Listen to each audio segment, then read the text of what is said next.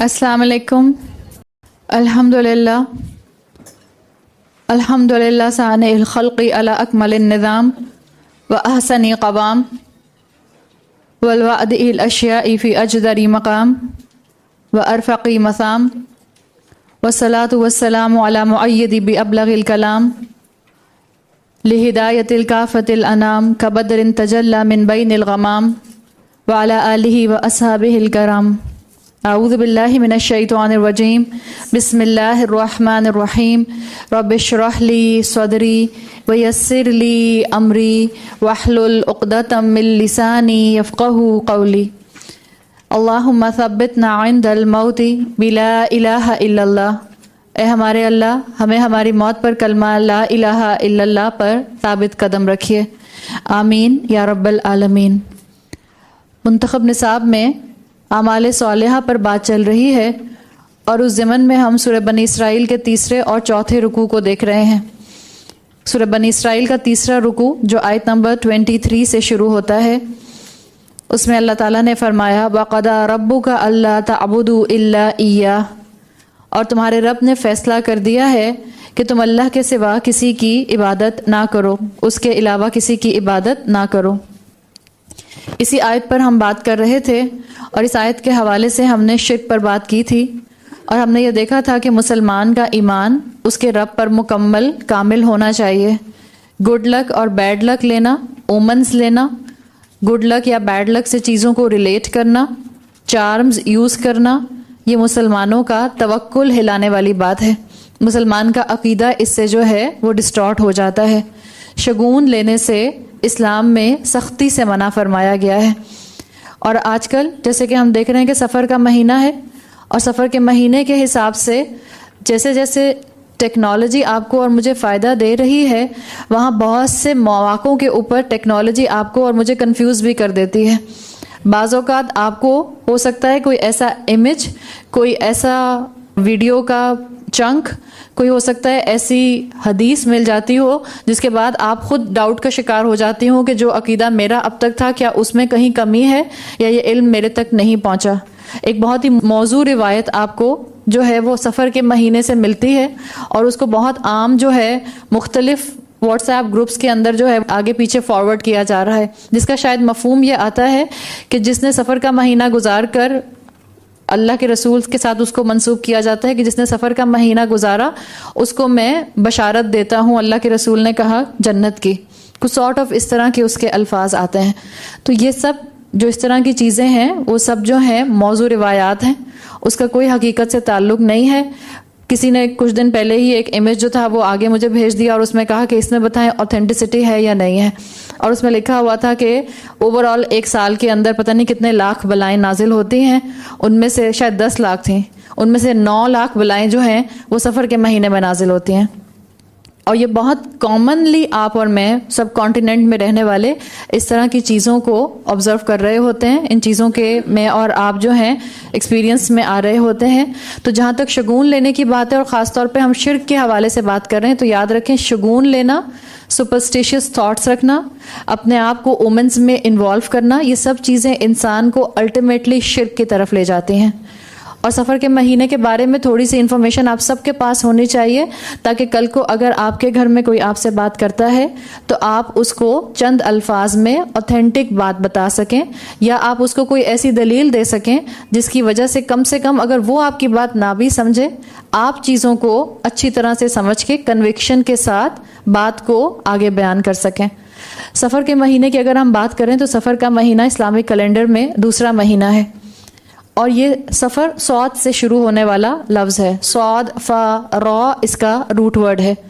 اگر آپ عربی کی کتابوں میں پڑھیں تو وہ لکھتے ہیں کہ ہر مہینے کی کوئی نہ کوئی وجہ تسمیہ ہوتی ہے. وجہ تسمیہ، آپ تسمیہ کس کو کہتے ہیں؟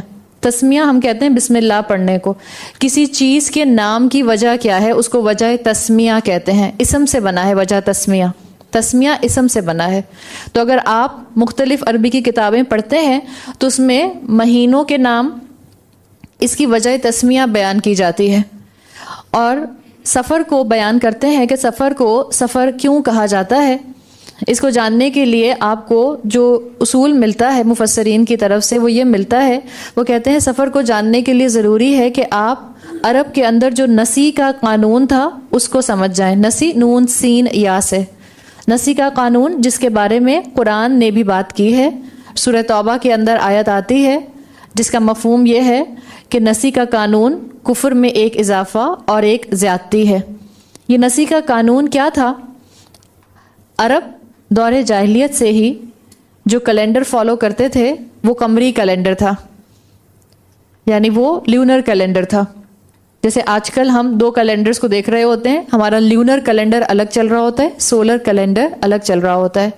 عرب قمری کیلنڈر کو فالو کیا کرتے تھے، یعنی چاند کی تاریخوں کے حساب سے ان کا مہینوں اور سال کا حساب کتاب چلتا تھا. اور ان کے ہاں بھی سال کے 12 مہینے ہی چلے آ رہے تھے. لیکن ان 12 مہینوں میں عربوں کو ایک نقصان محسوس ہوتا تھا، اور ایک دور ان پر آیا جب ان کو یہ 12 مہینوں کے اندر ایک نقصان محسوس ہوا، اس لیے کہ جب وہ کیلنڈر کے حساب سے چلتے تھے جو قمری تھا، تو جو حج ہوا کرتا تھا وہ کبھی سردیوں کے اندر آیا کرتا تھا، کبھی گرمیوں میں آیا کرتا تھا، کبھی خزاں میں آتا تھا اور کبھی بہار میں آتا تھا. اس لیے کہ آپ کو پتہ ہے کہ قمری کیلنڈر جب فالو کیا جاتا ہے تو ہر سال 10 دن پیچھے آ جایا جاتا ہے. تو یہ جو حج کا آگے پیچھے ہونا تھا یہ ان کو محسوس ہوتا تھا کہ حج کبھی خوشگوار موسم میں آتا ہے، کبھی ناخوشگوار موسم میں آتا ہے. ناخوشگوار یعنی بہت سخت گرمی میں آتا ہے، اور آپ کو پتہ ہے کہ صحرا کے اندر، عرب کے اندر گرمی سخت پڑتی تھی. تو انہوں نے یہ آبزرو کیا کہ جب حج بہت سخت گرمی میں آتا ہے، ناخوشگوار موسم میں آتا ہے، تو لوگ بہت کم آتے ہیں، لوگوں کے حج کرنے کی جو تعداد ہے وہ کم ہو جاتی ہے. تو انہوں نے کیا چاہا، انہوں نے کیا پلان کیا، ان کی خواہش یہ ہوئی کہ کچھ ایسا کیا جائے جس سے زیادہ لوگ جو ہیں وہ حج کرنے کی طرف آئیں. اس لیے کہ حج جو تھا وہ ان کے لیے صرف اور صرف ایک ریلیجیس فیسٹیول نہیں تھا، ایک ریلیجیس ان کا کام نہیں سمجھتے تھے. انہوں نے اس کو ایک کمرشل فیسٹیول بنایا ہوا تھا. صرف عبادت نہیں تھی ان کی، بلکہ تجارتی، ان کے کاروباری کام بھی اس کے ساتھ اٹیچڈ ہوتے تھے. لوگ جو ان کے دیوی دیوتا، جو ان کے بت حرم میں رکھے ہوتے تھے، ان کو دیکھنے بھی آیا کرتے تھے، ان کی پوجا پاٹ بھی کیا کرتے تھے، اور حج کا فریضہ بھی ساتھ ساتھ انجام دے دیا کرتے تھے. اور ہوتا یہ تھا کہ جب بھی سال میں ایک مرتبہ حج آتا تھا تو عرب کے کونے کونے سے لوگ جو تھے وہ مکہ میں اکٹھے ہوتے تھے، جس کی وجہ سے ان کی تجارت بہت بڑھ جایا کرتی تھی. تو حج کا موقع ایک تجارتی میلہ بن جایا کرتا تھا. اسی طرح سے جب رجب کا مہینہ آتا تھا تو اس میں عمرہ بہت ہوا کرتا تھا. تو مفسرین لکھتے ہیں کہ رجب کے مہینے میں بھی ان کی یہ تجارت خوب چمکا کرتی تھی، اس لیے کہ خوب لوگ آیا کرتے تھے. پھر آپ کو معلوم ہے کہ اسلام نے اسی دور سے اب تک 4 مہینے حرمت والے رکھے. ان میں رجب ایک شامل ہو گیا، ایک ذی قعدہ، ذی الحج اور محرم، یہ 3 مہینے بھی تھے. ان کو حرمت والے مہینے کہا جاتا ہے. حرمت والے مہینے کیوں کہا جاتا ہے؟ اس لیے کہ ان مہینوں میں جنگ و جدل نہیں ہوتا تھا، لڑائی جھگڑا نہیں ہوتا تھا، عرب پر امن رہتا تھا. رجب، ذی قعدہ، ذی الحج اور محرم، جب یہ حرمت والے مہینے آتے تھے تو ہوتا یہ تھا کہ عرب پر امن رہتا تھا، اس لیے کہ وہ آپس میں لڑائی جھگڑے نہیں کیا کرتے تھے، اور یہ وقت ان کی تجارت کے لیے آئیڈیل ہوتا تھا. اور جب موسم حج کا ہوتا بھی خوشگوار تھا تو وہ بہت زیادہ اس سے پروفٹ ارن کیا کرتے تھے، تجارت ان کی زیادہ ہوتی تھی. تو عرب نے ایک طریقہ کیا نکالا کہ حج جو ہے وہ مستقل اچھے ہی موسم میں آئے. انہوں نے نسی کا قانون جو ہے وہ ایجاد کر لیا، جس کا ذکر سورہ توبہ میں آیا ہے. اور یہ نسی کا قانون کیا تھا؟ ہر تیسرے سال وہ اپنے ان 12 مہینوں کے اندر 1 مہینے کا اضافہ کر لیا کرتے تھے. یعنی ریگولر روٹین میں کتنے مہینے تھے؟ 12. لیکن ہر تیسرے سال وہ اس کے اندر ایک 13واں مہینہ ایڈ کر لیا کرتے تھے. اب یہ جو 13واں مہینہ ایڈ کرتے تھے یہ ایکسٹرا مہینہ ہوتا تھا جو ہر تیسرے سال ایڈ ہوتا تھا. اس کے ایڈ ہونے کی وجہ سے ان کی کیلکولیشنز یہ تھیں کہ حج جو تھا وہ پھر اچھے ہی موسم میں آیا کرتا تھا. اب کیونکہ یہ 13واں مہینہ تھا اور ایکسٹرا مہینہ تھا کیلنڈر کے اندر، تو اس کو انہوں نے سفر کہنا شروع کیا. اور جیسے آپ اردو میں کیا کہتی ہیں؟ صفر. صفر بھی ایسے ہی لکھتے ہیں، صاد فا را سے صاد کی زیر کے ساتھ. زیرو جس کو کہتے ہیں، زیرو کا مطلب کیا ہوتا ہے؟ کچھ بھی نہیں، خالی. عربی زبان میں صاد فا را کے ایک معنی لیے جاتے ہیں، خالی ہونا. تو اسی خالی ہونے کے کانسیپٹ سے انہوں نے اس 13ویں مہینے کا نام سفر رکھ دیا، یعنی خالی کا مہینہ، خالی مہینہ، ایک ایکسٹرا مہینہ. جو ان کے نارمل مہینے تھے اس کے اندر یہ سفر انکلوڈ نہیں تھا. کیوں انکلوڈ نہیں تھا؟ اس لیے کہ یہ ایکسٹرا تھا. اور جو پھر جو ان کے 12 مہینے تھے اس میں دماغ میں فوراً خیال آپ کے آتا ہے کہ پھر محرم کے بعد جو مہینہ تھا اس کا نام کیا ہوا کرتا تھا. ظاہر انسان کے ذہن میں فوراً اگلا سوال یہ آتا ہے. تو جو مفسرین اور جو مورخین لکھتے ہیں وہ بتاتے ہیں کہ اس دور میں جب تک کہ نسی کا قانون جو تھا اس کو ابینڈن نہیں کیا گیا تھا، اس دور میں محرم کو محرم الحرام کہا جاتا تھا جو سال کا پہلا مہینہ ہوتا تھا، اور جو سال کا دوسرا مہینہ ہوتا تھا اس کو محرم الحلال کہا جاتا تھا. محرم الحلال کہا جاتا تھا. تو 2 مہینوں کے نام محرم سے شروع ہوتے تھے.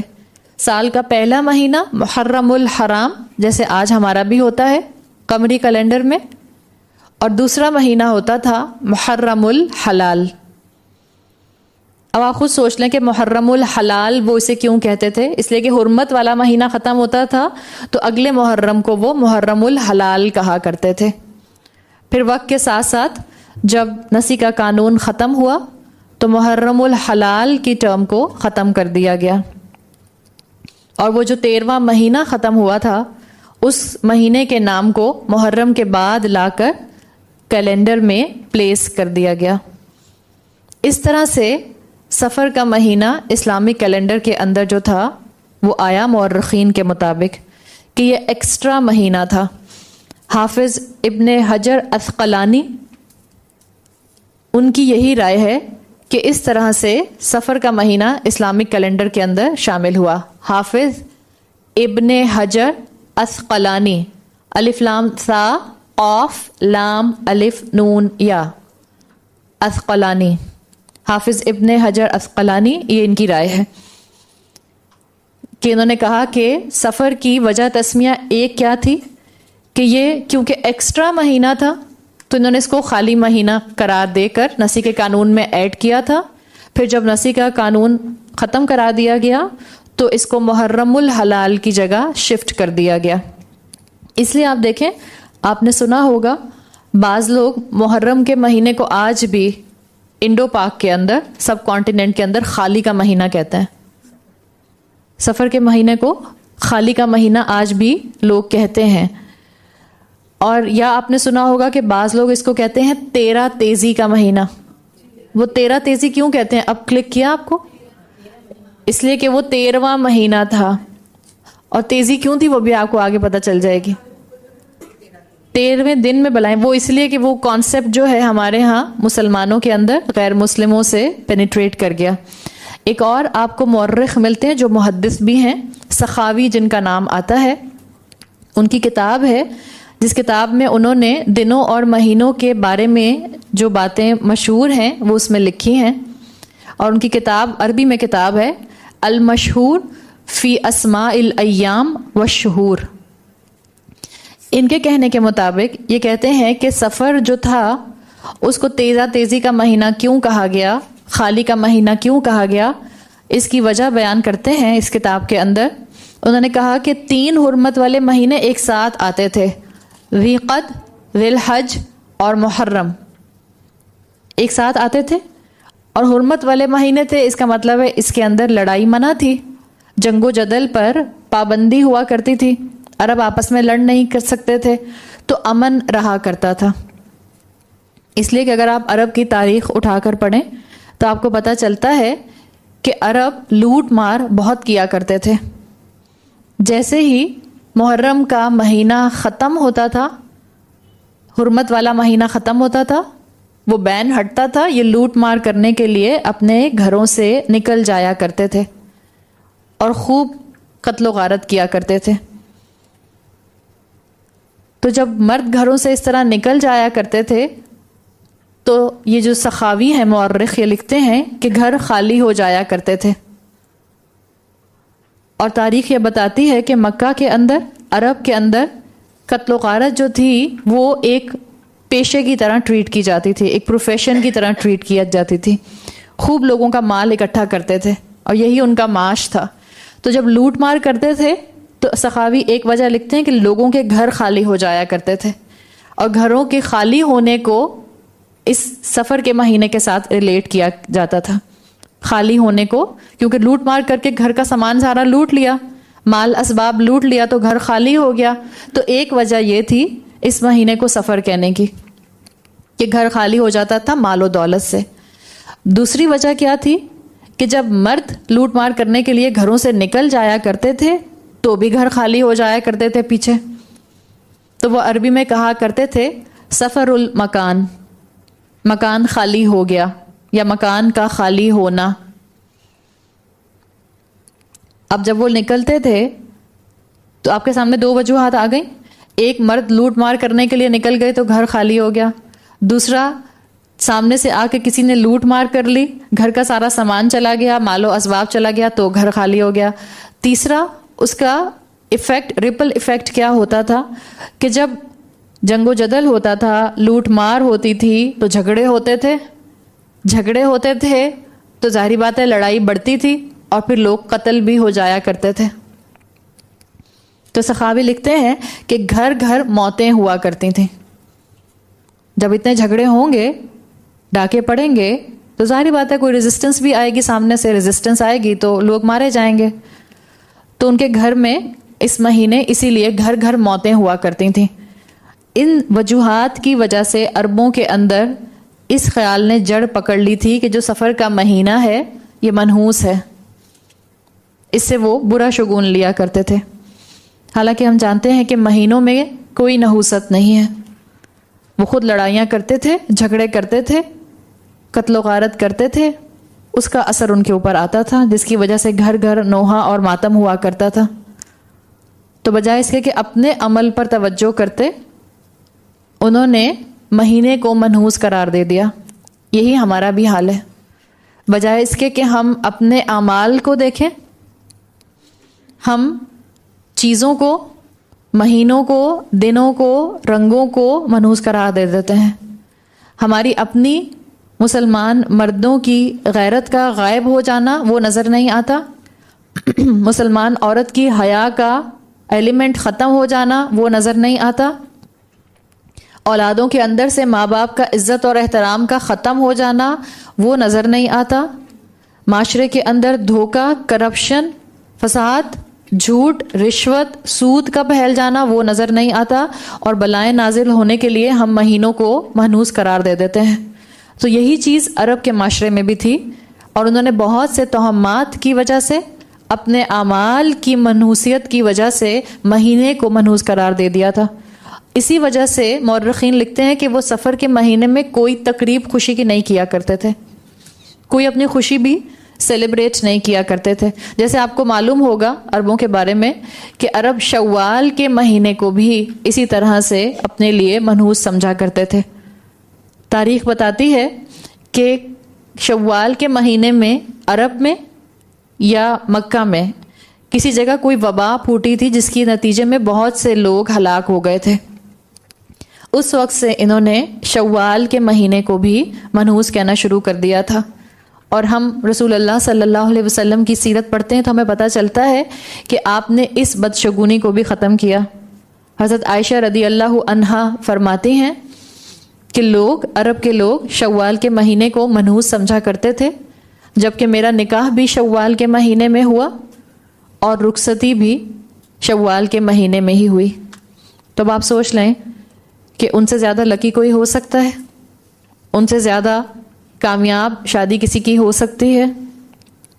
تو اللہ تعالیٰ نے ان کے اس وہم کو، عربوں کے اس وہم کو اور ان کے اس شگون لینے کو رسول اللہ صلی اللہ علیہ وسلم کے ذریعے توڑوایا. تو سفر کے مہینے کے اندر بھی ان کے ساتھ یہی شگون وابستہ تھا کہ یہ خوشی کی تقریبات سفر کے مہینے میں نہیں کیا کرتے تھے. جب اللہ کے رسول صلی اللہ علیہ وسلم کے علم میں یہ بات آئی تو آپ نے فرمایا، مسلم میں روایت آتی ہے، لا عدوہ ولا غولا ولا سفر. آپ نے کہا بیماری لگنے، بدفعلی اور سفر کی کوئی حقیقت نہیں. لا عدوہ عین سے، ولا غولا غین سے، ولا سفر، بیماری لگنے، بدفعلی اور سفر کی کوئی حقیقت نہیں. یعنی اللہ کے رسول صلی اللہ علیہ وسلم کا یہ ایک قول، آپ کا یہ ایک کہنا کافی ہے جب اللہ کے رسول نے کہہ دیا ولا سفر. سفر کے ساتھ جتنے بھی تمہارے گمان ہیں، بدشگونیاں ہیں، اس کی کوئی حقیقت نہیں. بدفعلی یعنی اومنز لینے. آپ نے کہا کہ مثال کے طور پر اکثر لوگ پتہ نہیں کہتے ہیں، بزرگ کہتے ہیں کہ کوئی جاتے ہوئے کو پیچھے سے آواز نہ دو، پیچھے سے آواز دی تو وہ شگون لے لیتے ہیں کہ اب کوئی اس کا برا ریاکشن آ جائے گا. اس کو کہتے ہیں بدفعلی کرنا، اومن لینا کوئی. یا وہی جو آپ کو پہلے مثال دی کہ بلی کا راستہ کاٹ لینا یا دودھ کا بوائل کر جانا، جو لوگ جس سے مختلف بدفعلی کے کام کرتے ہیں اومنز لیتے ہیں. تو آپ نے فرمایا بیماری لگنے، بدفعلی اور سفر کی کوئی حقیقت نہیں. اب ہوا یہ کہ اللہ کے رسول صلی اللہ علیہ وسلم نے تو اس چیز کو کلیئر کر دیا، مسلمانوں کے اندر سے توہمات نکال دی گئیں، مسلمانوں کو شگون لینے کی عادت سے ہٹا دیا گیا اور ان کو کلیئرٹی کے ساتھ بتا دیا گیا کہ یہ چیز ان کو شرک کی طرف لے جا سکتی ہے. یہی اسلامی مہینے جو تھے انہی ناموں کے ساتھ اسلامی کیلنڈر میں شامل رہے اور اس کے بعد یہ مسلمانوں میں جنریشن آفٹر جنریشن آگے کنٹینیو ہوتے رہے. اب جب اسلام جو ہے وہ دنیا میں پھیلا اور مسلمان جو ہیں وہ عرب کے خطے سے باہر نکلے، تو وہ جو پرانے توہمات تھے وہ بھی مسلمانوں کے علم میں تھے. مزید جب مسلمان آگے بڑھے اور جو کمزور ایمان والے تھے انہوں نے کچھ غیر مسلم عقائد کو بھی اپنے ساتھ شامل کرنا شروع کر دیا. اہل کتاب کے اندر پہلے سے 13 کا عدد جو تھا وہ منحوس سمجھا جاتا تھا، 13 نمبر. خاص طور پہ عیسائیوں کے اندر، کرسچینٹی کے اندر 13 کا نمبر جو ہے اس کو منحوس سمجھتے ہیں. اس لیے کہ اس کا بھی آپ کو بیک گراؤنڈ معلوم ہوگا کہ اس کا بیک گراؤنڈ کیا ہے. اس کا بیک گراؤنڈ یہ ہے کہ ان کا خیال ہے کہ عیسیٰ علیہ السلام کے جو ساتھی تھے ان میں سے جو ان کا 13واں ساتھی تھا، جو ان کا 13th فرینڈ تھا، جوڈس اسکیریٹ اس کا نام آتا ہے، اسی کے بارے میں آتا ہے کہ اس نے عیسیٰ علیہ السلام کی مخبری کی تھی. رومن آرمیز کا وہ سپائے بن گیا تھا اور اس نے ان کو جا کے بتا دیا تھا کہ عیسیٰ علیہ السلام جو ہے وہ فلاں باغ میں فلاں جھونپڑی میں چھپے ہوئے ہیں. اور اس نے ان کو جا کے بتا دیا تھا کہ عیسیٰ علیہ السلام جو ہے وہ فلاں باغ میں فلاں جھونپڑی میں چھپے ہوئے ہیں. اس وجہ سے 13 کا ہنسا جو ہے وہ کرسچینٹی کے اندر وقت کے ساتھ ساتھ بڑھتا گیا اور اس کو بیڈ لک کا سائن بنا دیا گیا. اور یہ حقیقت ہے کہ یہ جتنی بھی سپرسٹیشیس چیزیں ہوتی ہیں، شیطان ان کو اہم بنا کر، اٹریکٹیو بنا کر ضرور پیش کرتا ہے. اور یہ چھوٹی چھوٹی چیزوں سے شروع ہوتا ہے. جیسے میں کچھ دن پہلے سن رہی تھی لیکچر، تو وہ ڈاکٹر فرحت کہہ رہی تھی، ان کو سن کے اتنا اچھا بھی لگا کہ ایک دم سے بات کلک کر گئی. ہم سب کے ساتھ ہوتا ہوگا. کہہ رہی تھی مثال کے طور پہ پنکھا چل رہا ہوتا ہے، ہم کہتے ہیں اگر ابھی رک گیا تو میں یہ کام کر لوں گی ورنہ میں یہ کام نہیں کروں گی. ہم کیسے یہ کام کرتے ہیں؟ اگر مثال کے طور پہ فون کی گھنٹی بجی، ہم کہتے ہیں اچھا اگر امی کا فون ہوا ہے اور ہم اس سے پہلے سوچ ہی رہے تھے کہ میں یہ کام کروں یا نہ کروں، دل میں ایک دم سے خیال آتا ہے ایسے ہی فریکشن آف سیکنڈ کے لیے، اچھا اگر امی کا فون ہوا تو میں یہ کام کر لوں گی. تو وہ کہہ رہی تھی یہ چیز بھی انسان کو الٹیمیٹلی شگون لینے کی طرف لے جاتی ہے.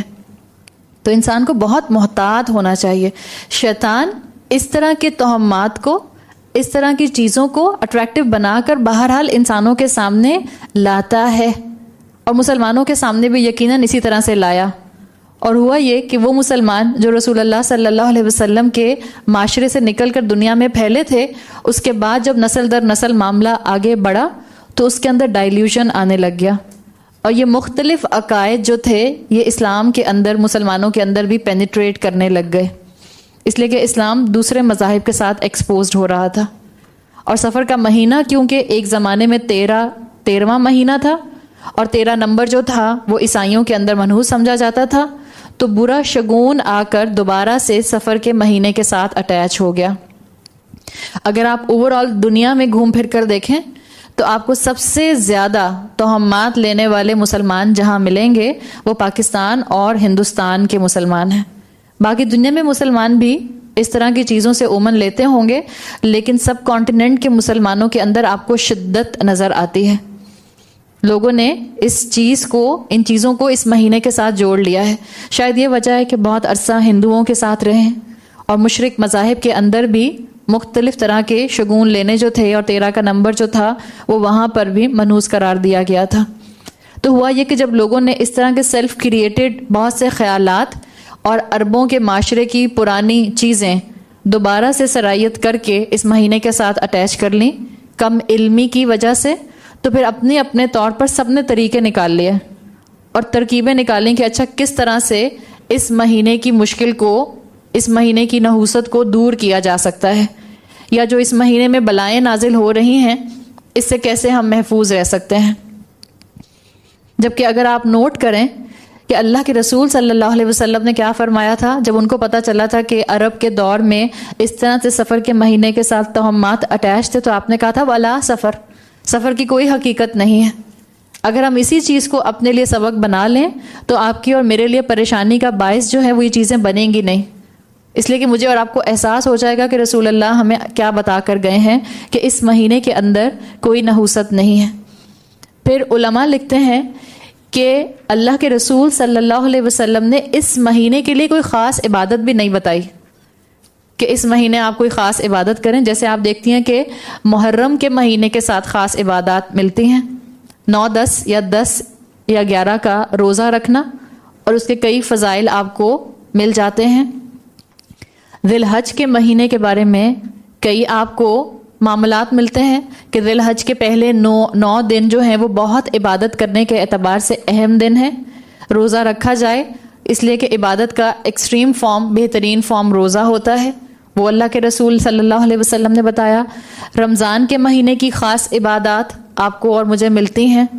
شوال کے مہینے کی خاص عبادت آپ کو اور مجھے ملتی ہے کہ شوال کے مہینے میں اگر 6 روزے رکھ لیے جائیں تو وہ روزے اور رمضان کے روزے مل کر پورے سال کے روزوں کا ثواب جو ہیں وہ انسان کو دے دیتے ہیں. لیکن اس طرح کی کوئی عبادت اللہ کے رسول صلی اللہ علیہ وسلم نے سفر کے مہینے کے لیے نہیں بتائی. علماء کہتے ہیں کہ اگر بہت بلائیں اس مہینے میں نازل ہوتی تو اللہ کے رسول فرما دیتے کہ تم کثرت سے استغفار کیا کرو، خوب استغفار کیا کرو. اگر ایسا ہوتا تو آپ ضرور بتاتے، اس لیے کہ اگر آج کوئی یہ کہہ رہا ہے کہ اس مہینے میں بہت بلائیں نازل ہوتی ہیں تو اس کو یہ انفارمیشن کس نے دی ہے؟ وہی تو اللہ کے رسول صلی اللہ علیہ وسلم پر آتی تھی. اگر کوئی کہتا ہے کہ بہت بلائیں نازل ہوتی ہیں تو کیا اس کے پاس غیب کا علم ہے؟ اس لیے کہ کیا آپ کو آسمان سے بلا اترتی ہوئی نظر آتی ہے اپنے سر کی آنکھوں سے؟ کتنی اترتی ہیں اور کتنی اوپر جاتی ہیں واللہ عالم، یہ تو غیب کا علم ہے. اگر کوئی یہ کلیم کرتا ہے وہ اپنے آپ کو یہ بتانا چاہ رہا ہے کہ اس کے پاس غیب کا علم ہے.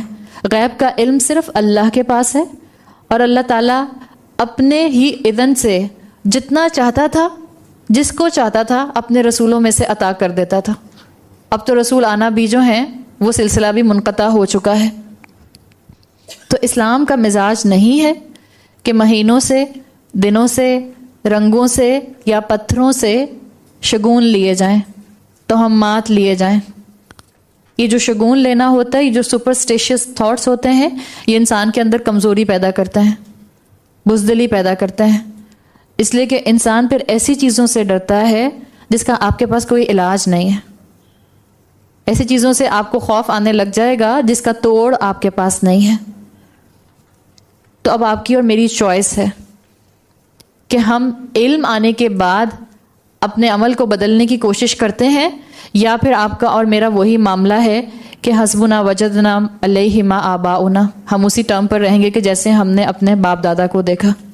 ہم توہمات سے نکل کر اپنی زندگی کو رسول اللہ صلی اللہ علیہ وسلم کی زندگی کے مطابق گزاریں گے، ان کے اسوہ کے مطابق گزاریں گے، یا اب ابھی بھی ہم اس بارے میں کنفیوز رہیں گے کہ بلائیں اتر رہی ہیں اس مہینے میں یا نہیں اتر رہی. چاہے ایک لمحہ ہو، ایک لمحہ ہوتا ہے تو اس ایک لمحے سے، ایک سیکنڈ سے 1 گھنٹہ بنے گا نا آگے، اسی 1 گھنٹے سے 1 دن بنے گا، اسی 1 دن سے 1 ہفتہ بنے گا، اور اس 1 ہفتے سے سال بن جائے گا، اور بہت سے سال ملیں گے تو صدیاں، اور بہت سے صدیاں ملیں گی تو زمانہ. اللہ تعالیٰ نے حدیث قدسی میں کیا فرمایا ہے کہ زمانے کو برا نہ کہو. الٹیمیٹلی زمانے کا سب سے چھوٹا یونٹ کیا ہوگا؟ آپ جائیں تو 1 لمحے کے اوپر آ جائے گا. اللہ تعالیٰ نے حدیث قدسی میں فرمایا جس کا مفہوم آتا ہے کہ زمانے کو برا نہ کہو، زمانہ میں ہوں.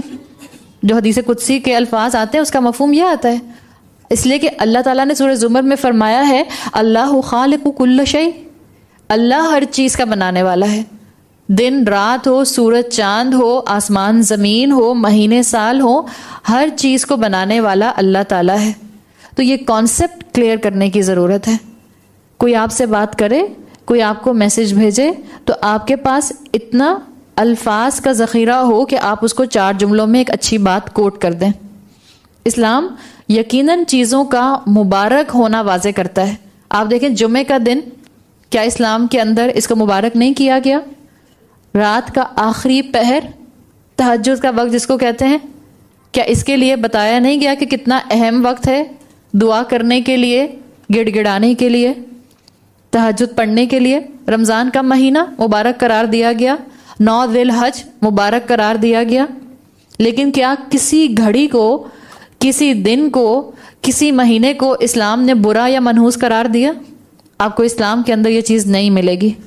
اسکالرز کہتے ہیں جس نے یہ سوچا کہ سفر کے مہینے میں نحوست ہے، اس نے اللہ پر جھوٹ باندھا. اور قرآن میں آتا ہے افترا علی اللہ کذبا، اللہ پر جھوٹ باندھنا جھوٹ ہے. اللہ پر جھوٹی افطرا کرنا، ازیوم کر لینا کہ یہ اللہ نے کہا ہے، یہ اللہ پر جھوٹ باندھنے کے برابر ہے. تو یہ جتنے بھی توہمات اس مہینے کے ساتھ اٹیچڈ ہیں، علماء ان سب کو بدعت کی کیٹیگری میں لے کر آتے ہیں. آپ صلی اللہ علیہ وسلم سے صحابہ نے پوچھا، جب اللہ تعالیٰ نے، اللہ کے رسول نے بتایا کہ سفر کی کوئی حقیقت نہیں اور نہ توہمات اور شگون کی کوئی حقیقت ہے، تو صحابہ نے پوچھا کہ جن سے ہو گیا ہو وہ کیا کریں؟ آپ صلی اللہ علیہ وسلم نے دعا بتائی کہ دعا کیا کرو، اللہم لا خیر الا خیرک، اللہ کوئی خیر ہے ہی نہیں سوائے اس سے کہ جس کو آپ نازل کریں یا جو آپ کی طرف سے ہو. ولا طیر الا طیرک، کوئی برا عمل ہو ہی نہیں سکتا سوائے اس کو کہ جس کو اللہ کی طرف سے ہی لکھ دیا گیا ہو. ولا الہ غیرک، اللہ کے علاوہ کسی کی عبادت نہیں ہو سکتی.